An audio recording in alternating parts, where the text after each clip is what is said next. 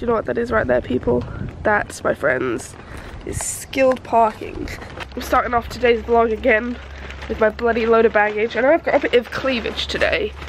This is how the top's meant to be worn, but I usually wear it backwards so you can't see that. But I'm not today. I'm feeling a bit out there. So you know guys, I said this is a good drainable food. Guilty as charged. Blue bile. What is the time? It's currently 11:30, almost. I'm about to leave soon to go to my doctor's appointment, and then I'm going to see Nina after. I'm gonna hang out for about 40-ish minutes to an hour. Then I have to get to my hospital appointment. Now I just need my purse, which bag I put it in. Does it seem stupid to take a mask if you know you're already sick? But like, that's what I was like when I had my first infection and first cold of this cycle of illness that I've been having recently.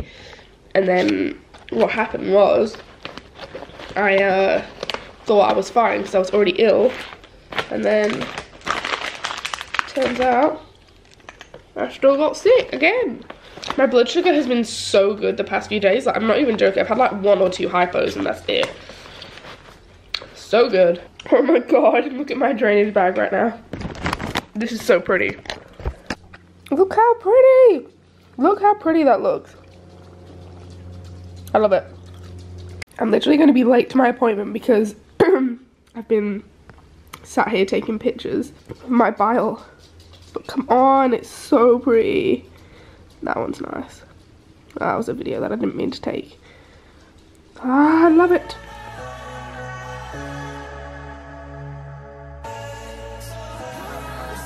Okay guys, so I just seen my doctor.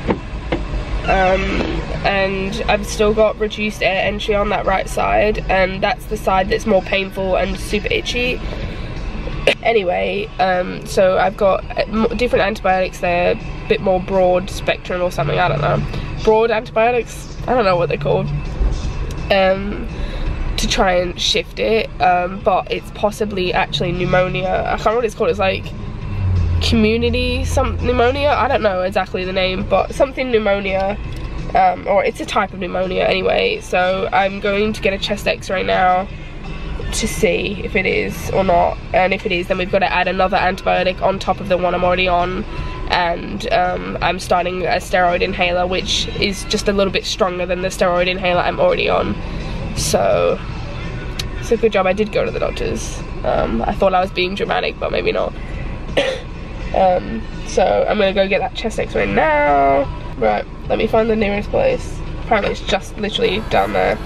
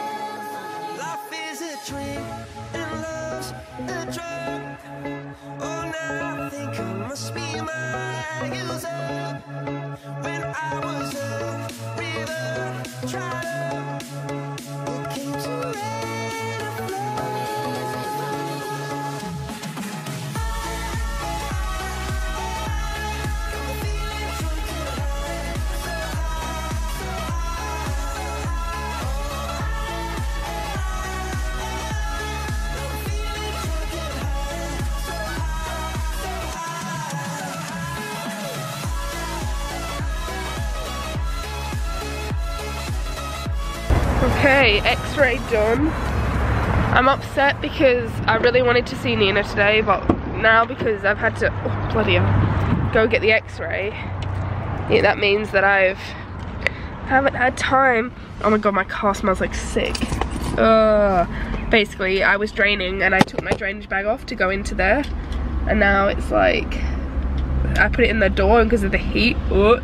Anyway. Anyway, yes, because I've gone to get the x-ray, I'm running late. I don't have a lot of spare time, is what I mean. So, anyway, at least basically got the x-ray done now, so we'll see what the hospital has to say. And hopefully my doctor gets it, because they told me it was going to be 2 days, but then I told them at the reception that I wanted the copies sent to Fiona Stanley and Fremantle, because I'm seeing both of them today, so I can get the results, you know, soon. So I'm assuming if they're going to send them to those today, that they'll send them to my doctor as well. Anyway, I'm on my way to Frio Hospital now, which is like the opposite end to where my other hospital is, so wish me luck.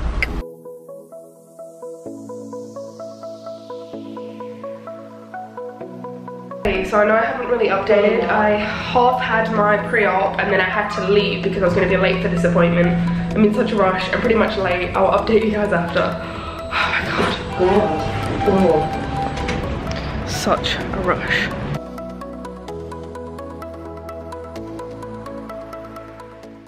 It is 5:20. Been here an hour and I'm literally the last one in the waiting room.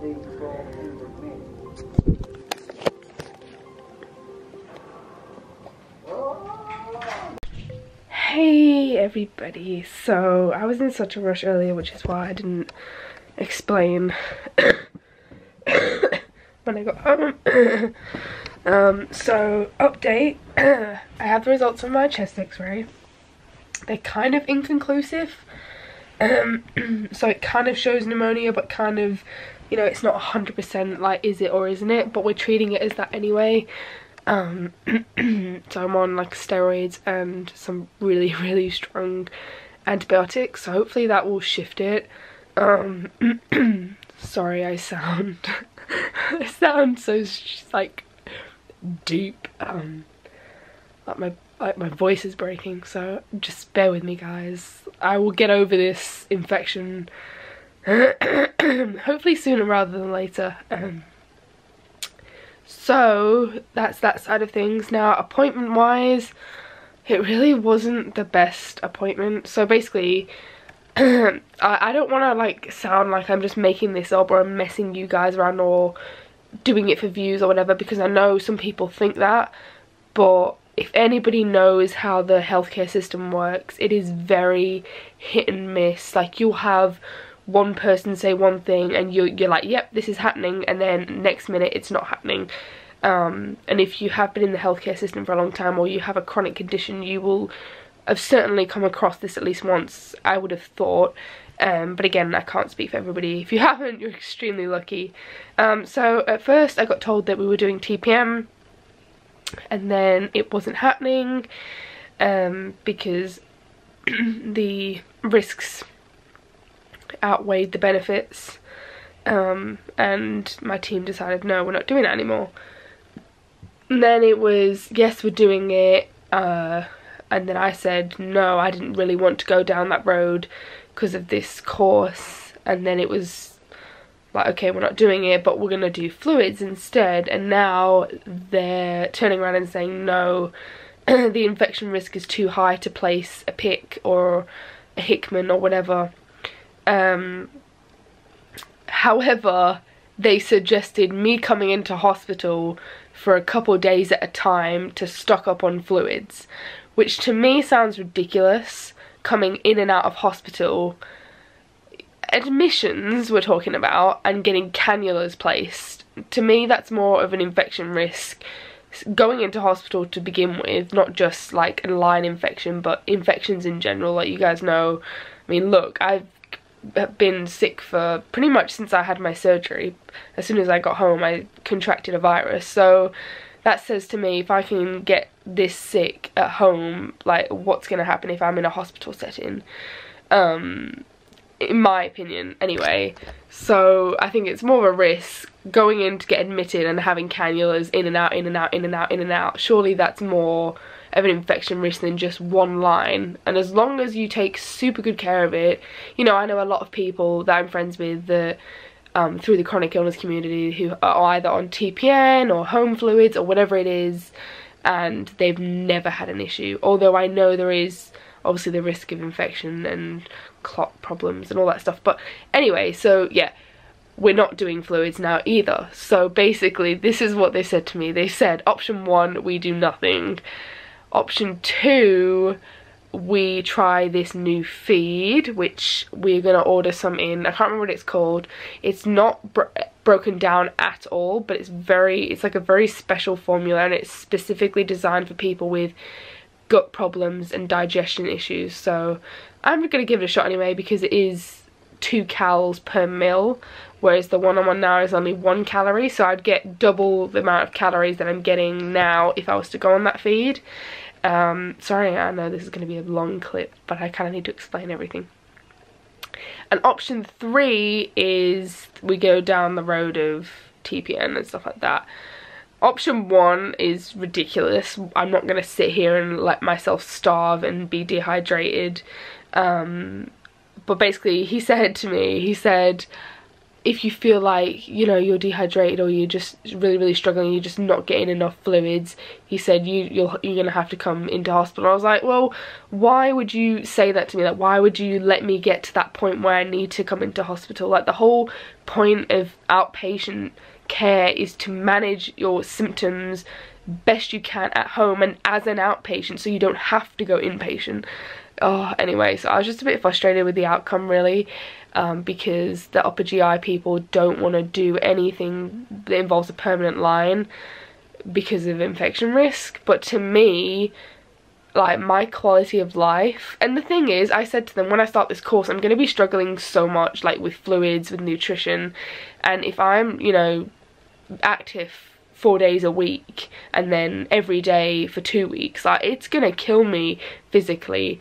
And that's not taking into account nutrition or fluid intake, and I'm really worried that we don't get a grip on it now. Like, their plan is to just wait and see what happens, but that, you know what I mean, like, I'm not, like, it's my life they're playing with, and they don't understand, and I'm trying to advocate for myself, like, as best as I can without being too pushy, because I know people's egos get bruised, and then, you know, once you've got a consultant that doesn't like you, they can meddle with your medical life. But yeah, basically, like, I really need to I'm trying to advocate for myself the best I can. Like, I just want the best quality of life that I can get, and I know, you know, these doctors might think it's too much of a risk, but it's my life and I want to live it the best I can. And if that means having a line for nutrition and fluids to enable me to work and to enable me to, you know, have some bit of a normal life, they're like, oh yeah, you're stable. Yeah, I'm stable because I'm lying in bed 24/7. Like, do you know what I mean? Like, when I go out there and I actually